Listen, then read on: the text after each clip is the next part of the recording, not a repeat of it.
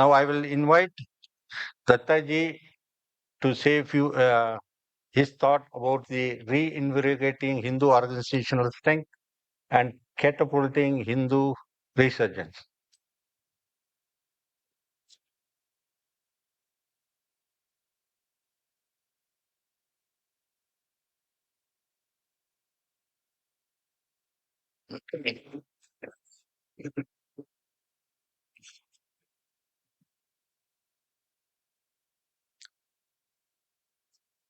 Namaskar to everyone on the dais and of the dais in the hall. The outset, before beginning my presentation, I would like to remind that today is an important day, not only because this World Hindu Congress version 3 has been inaugurated, but one more thing. Today is the martyrdom day of Guru Tegh Bahadur Singh Ji. This day, November 24th in 1675, Guru Tegh Bahadur Ji sacrificed his life for the protection and upholding of Dharma. He gave up his life for the great cause of the freedom of practicing Dharma by an individual the way he feels fit and the way he chooses. And on behalf of all of you and all the entire Hindu community, I bow my head in the memory of revered Guru Tegh Bahadur.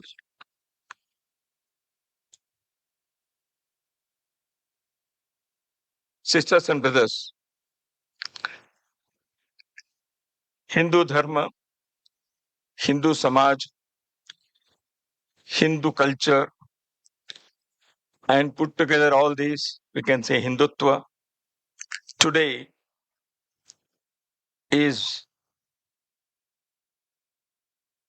much talked about, and Hindutva is,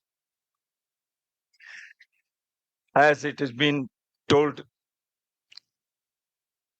while informing about the topic of the session, a period of resurgence is taking place. It has already started. Today, there is a new awakening among Hindus, and also there is an increased, newfound interest about all that is Hindutva, whether it is Hindu Dharma, culture, society, people, history, you name anything. There is a newfound interest, and it is increasing all over the world by people who are not born as Hindus also. The examples of quoted are, say, yoga is practiced in so many countries, and June 21st has been declared as the International Yoga Divas, Yoga Day by the United Nations. Ayurveda is being practiced. Sanskrit language, the Veda, the Gita, Bhagwat Gita, and many other our texts are today being studied, researched, and number of people are writing about it. And a few years ago, the Newsweek magazine of United States published an article with a caption with the title, "We are all Hindus now." We are all Hindus now. Who is declaring? It is not the Hindus who have been born as Hindus, not them. But the people who are not Hindus by birth, but they have choose to follow Hindu dharma, the Hindu practices, Hindu religion, Hindu yoga, Ayurveda, etc. The Newsweek published that article and it made waves. Philip Goldberg came out with another book, American Vedas. So I do not want to go into the examples of these things, how there is a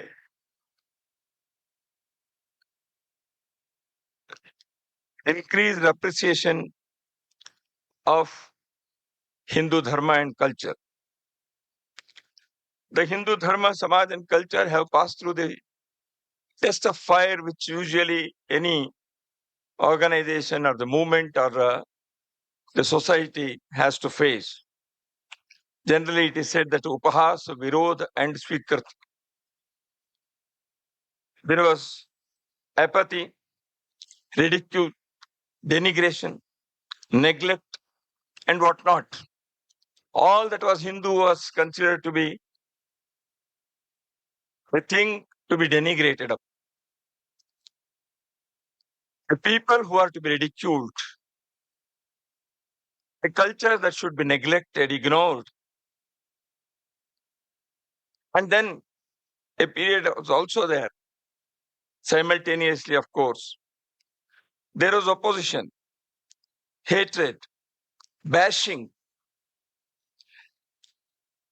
Hindus and the Hindu culture, Hindu dharma have experienced it. They have faced this also. All those things have not been over, but the thing is, the another phase has also started. As Swami Vijnananand in the morning, he was telling about the acceptability, the respectability, and the visibility of all that is Hindu. Today, there are many organizations, fora, associations, bodies all over the world in different countries. As just now, Guna Maheshanji has gave the example of Australia and New Zealand. Hindus have formed organizations, associations, and various sampradayas and their followers are also working. The temples and temple goers, their associations.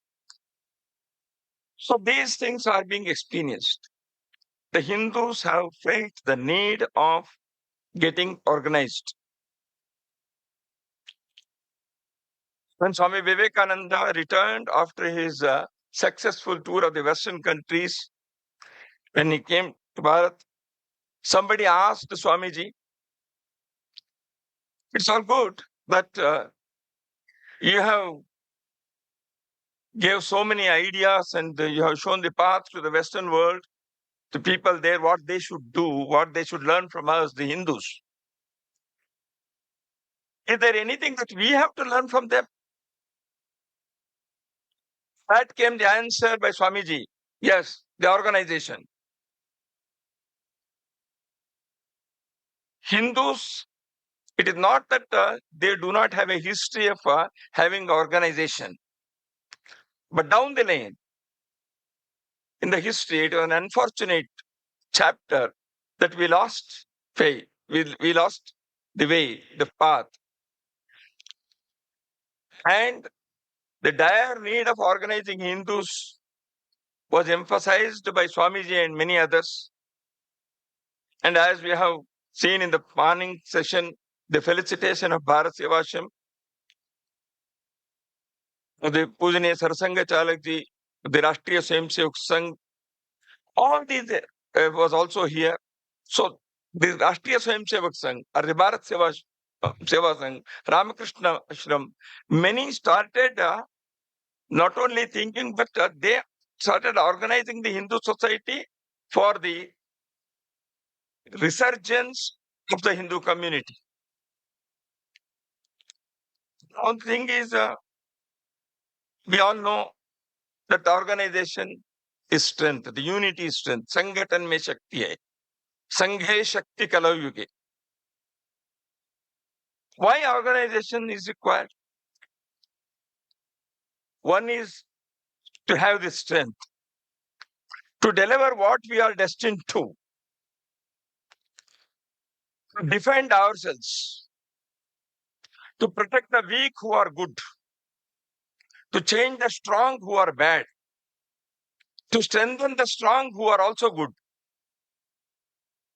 and to spurn who are bad and eternally bad. Dharma Karya requires all these aspects. Strong should protect the weak, defend the weak, and see they become stronger. There is a Sanskrit Subhashit, Vidya Vivadaya, Dhanam Madaya, Shakti Paresham Paripidanaya, Kalasya Sadho Viparitametat, Jnanaya Danaya cha Rakshanaya. Using Vidya, the knowledge, utilization of wealth, proper use of strength, the good and the bad, they do it in different ways. The evil, the wicked, will use the knowledge for unnecessary debate, unending debate. No light, only sound. And the wicked use the wealth, dhanam madaya, for their ego satisfaction. Shakti paresham paripidanaya. The strength is being used by the wicked, the bad people, the evil ones, to disturb and destroy others. Whereas the good use all these three for the betterment of life, for the evolution of man. Knowledge, for the knowledge's sake, that will shed light, show the way. Wealth for dana. Those who do not have, those who are unfortunate, should have a better life. For that, the wealth has to be utilized, the dana. And the strength has to be used for protecting the weak, rakshanaya. So, sanghatan mein shakti hai. So, if it is for this, then that strength is useful and it will be helpful for the human society. The organizations, they have been formed in different parts of the world, as I have mentioned. The organization's success depends upon the individuals who play the role there. What is their input? How do they contribute to the organization's success? Their quality, their effort, their hard work, their virtues, or the other way, the vices, ego, the selfishness, the aspirations, whether they are strengthening the organization or they are using the organization. It depends on the individuals who are there in the organization. And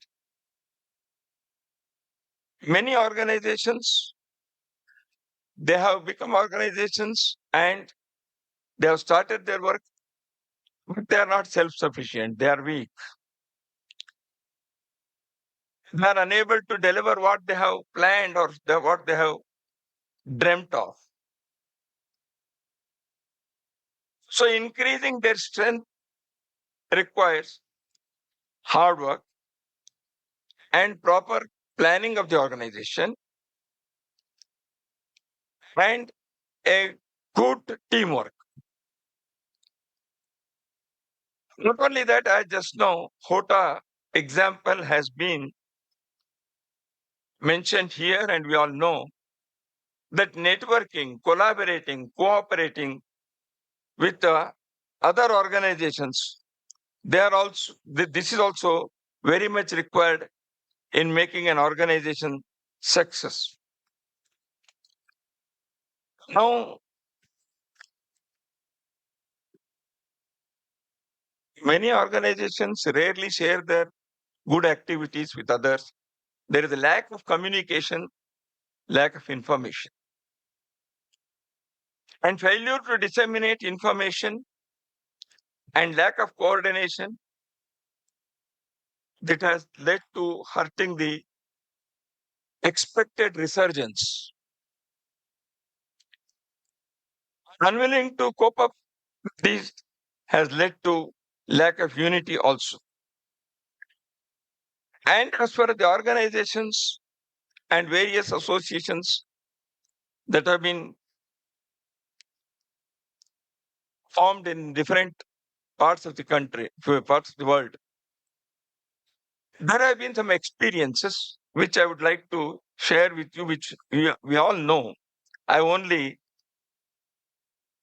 remind them so that we think, we contemplate over those issues. The institute, the associations, organizations, and forum in different parts of the world have been on the basis of language, sect, caste, subcaste, gurus, pantha, sampradaya, old and new. All are Hindus, but everybody is hammering on his or her organization's work. So there are Hindus who are organizing on the basis of language, and all their energies are spent on that. Is it right or wrong? I'm not saying that is not correct. The thing is, in this diversity of organizations, the Hindu is lost. So remembering Hindu and having these various forum and associations and all. So if that is the larger goal, the larger objective, that should not be forgotten. So that's why many a time the diversity of Hindu society has also led to disunity in many places. Hindus have a rare phenomenon, something unique. In some places it happens so that somebody or a group of people think that there are so many organizations, so we should have an umbrella organization. Okay, wonderful. So they will have umbrella organization. And a similar idea comes to the mind of somebody else also. And they also start another umbrella organization. And there is one umbrella organization and another umbrella organization and a third umbrella organization. And then the fourth person will say there should be a federation of these umbrella organizations. So why this happens? Hindus have this unique phenomenon that they are organizing, but at the same time they are separating themselves. So this we will have to think of when we come together, whether the larger goal is for when we have an organization, whether the larger goal is forgotten. When we come together as many organizations, whether our organizational behavior, our larger dream, our day-to-day activities, whether they are in sync with the others, whether there is a mutual problem, contradictiousness, this we have to work out and iron out. Otherwise, we are organizing, but we are disuniting. So this issue has came up in many countries. That's what our workers have, our karyakartas have experienced. And there is another phenomenon, that is organizations before making any impact get split. And the associations and organizations, they get divided. Why? Again, because of the ego, differences, absence of teamwork, selfishness.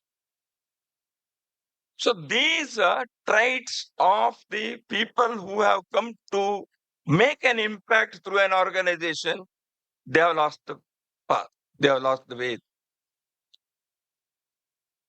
Then there are some other observations which we have to address in the future so that the resurgence of Hindu society takes place. It gets fashioned, it gets shaped. There are language organizations in many countries. Marathi is in Kannada, Telugu, etc., many. The second generation, third generation youngsters are unable to relate with the language and they are not speaking the language. So what will happen? Then there is another thing. Nowadays it is getting reduced, but still the remnants of that are disturbing. That is the impact of the secularization of Indian polity has led to secular approach to the so-called secular approach, the pseudo-secular approach in those associations and organizations. To the extent of that, even the festivals, Hindu festivals, we have Deepavali or Ganesh Puja or many other things. We want to celebrate it in a different fashion so that the religious factor is not there. So let us not let us not bring religion into that. So we want to celebrate festivals in a Western style. So we want to secularize. So that has happened in many cases. Now, there are organizations and forums in Bharat. There are linguistic states. So we have the linguistic organizations.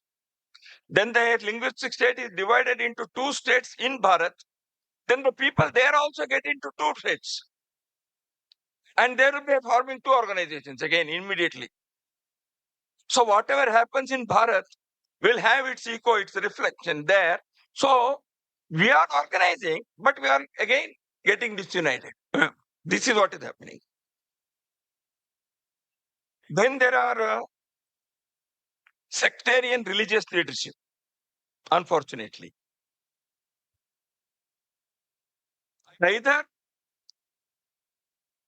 not allowing the members of the organization to interact with others so that we want to safeguard our flock, or poaching takes place. You know what is poaching. So in order to increase my flock, poaching from others. So that again results in mutual animosity. So we are organizing, but we are getting disunited. So this is a contradiction that we are experiencing in different parts of the world. Then there is misunderstanding and misinterpretation of the Hindu Dharma, Sanskriti, etc. by our own organizations. The children are unable to understand. The next generation, they cannot be answered. Their questions are not properly answered. Now there are absence of books that are about Hindu religion, Hindu Dharma, Hindu Sanskriti, Hindu Itihas, Hindu history, etc. in libraries and in the bookstores. After 9/11 incident in America, in many stores, in bookstores in America, there are books on various faiths, religions, Islam, Christianity, many others. But our friends and many academicians, they found that the books on Hindu history, Hindu culture, they were missing. There was no proper book. There was a newfound interest in understanding the religion culture, etc., in American society after the 9/11, but books about Hindus not found.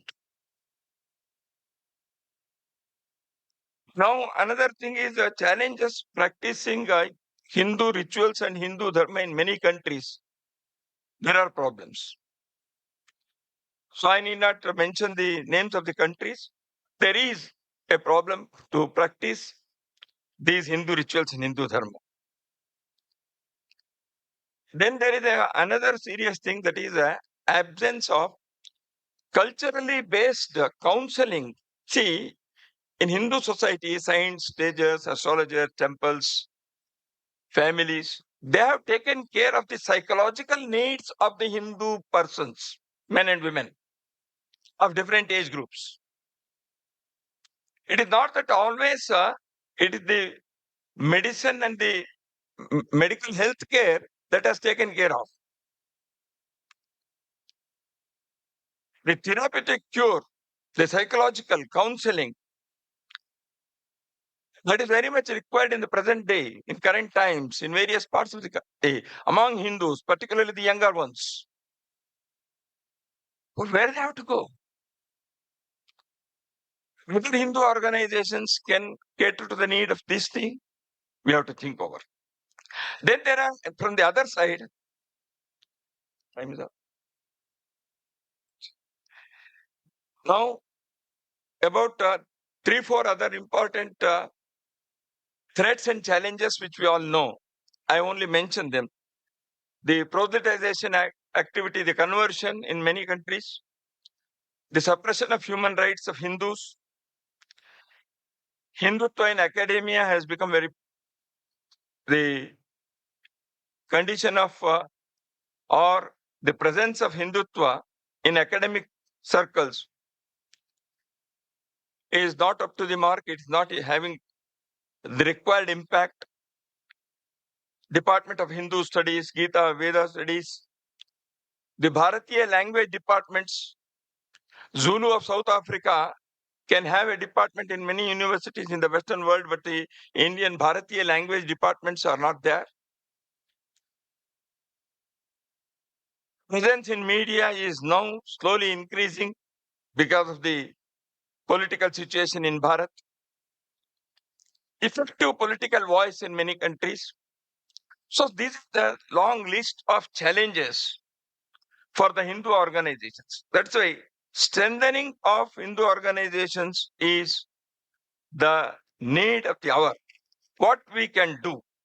One, that is, the Hindu organizations will have to think of sharing information, coordinating, cooperating, and collaborating among themselves, better resource management of theirs, and avoid duplication. The one is doing, the other is doing, the third says that both are have become successful. Why don't I become successful? So the third also does the same thing. So this duplication will lead us nowhere. So organizations will have to have these strict rules among themselves so that if there is a better network, better coordination, then we can avoid the duplication. Then the second thing is empowering the karyakartas of the organization. Better training modules, thought-wise, intellectually, we have to empower them. And then the organizational behavior has to be inculcated. The teamwork, the planning, division of labor, the better organizational behavior of each organization will definitely yield required results, we all know. And the third thing is address the youth, the children, the next generation, their language, their understanding of technology, their understanding of life and its goals. Their questions have to be answered. All these things are very crucial in order to address the issue of Hindu resurgence in future. That's why I feel these issues have to be taken up with utmost urgency. And with all these things, one more thing that I would like to emphasize is the Hindu society. It's very the great and noble ideals of Hindu society of Vasudhaiva Kutumbakam, Tyaga and Seva, integral approach to man, machine, environmental and lifestyle, the sustainable development. All these great ideas are there. Hindu society, Hindutva, Hindu culture have contributed immensely to these areas. But if these things have to be practiced, implemented, make an impact on humanity, then the strong organization with reinvigorated strength, power, they are required to make the Hindu communities better community, wealth-wise, knowledge-wise, behavior-wise, and organization-wise. So that is required. That's why what has been told in the morning session and in the previous Congress also, that is working together separately has to be practiced, has to be enjoyed. So that's why reinvigorating the Hindu organizational strength for catapulting the Hindu resurgence is the need of the hour. For that, there has to be a relook towards our own organizations, and there has to be certain agenda to address the challenges. So these are the points that I wanted to make as a presentation before you. Namaskar, Dhanyavad.